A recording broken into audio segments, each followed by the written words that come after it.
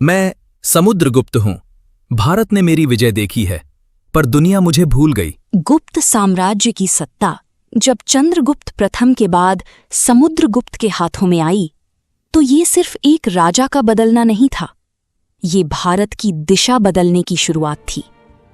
जहां एक ओर अशोक के समय से शांति और अहिंसा की नीति का प्रभाव बना हुआ था, वहीं समुद्रगुप्त ने एक अलग मार्ग चुना। उन्होंने समझा कि सिर्फ शांति से साम्राज्य नहीं बनते, उन्हें शक्ति से स्थापित किया जाता है। लेकिन समुद्रगुप्त की कहानी सिर्फ युद्धों की नहीं है, ये एक ऐसे सम्राट की कहानी है जिसने सत्ता मिलने से पहले ही अपनी सबसे बड़ी विरोधियों का सामना किया।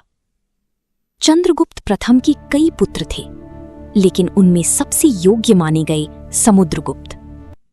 जब उन्हें उत्तराधिकारी बनाया गया, तो उनके अपने ही भाइयों ने इसका विरोध किया, लेकिन समुद्रगुप्त ने इन विद्रोहों को बहुत जल्दी समाप्त कर दिया और यहीं से शुरू हुआ उनका असली अभियान। उन्होंने उत्तर भारत की शक्तिशाली राज्यों को पराजित किया, फिर दक्षिण की ओर बढ़े और कई राजाओं को हराया।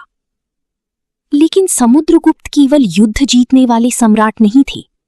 वे समझते थे कि इतनी विशाल साम्राज्य को सिर्फ ताकत से नहीं संभाला जा सकता।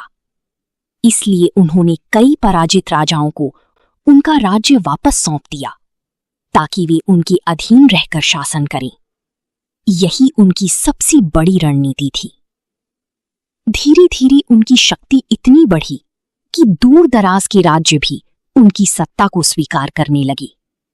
यहां तक कि श्रीलंका जैसे राज्यों ने भी उनकी शक्ति को मान्यता दी। समुद्रगुप्त एक ऐसे सम्राट जिन्होंने केवल राज्य नहीं जीते, बल्कि ये तय किया कि भारत कैसा दिखेगा। भारत के गौरवशाली इतिहास की ऐसी ही अनसुनी कहानियों के लिए एंशिएंट इंडिया डिकोडेड को लाइक, शेयर और सब्सक्राइब करें।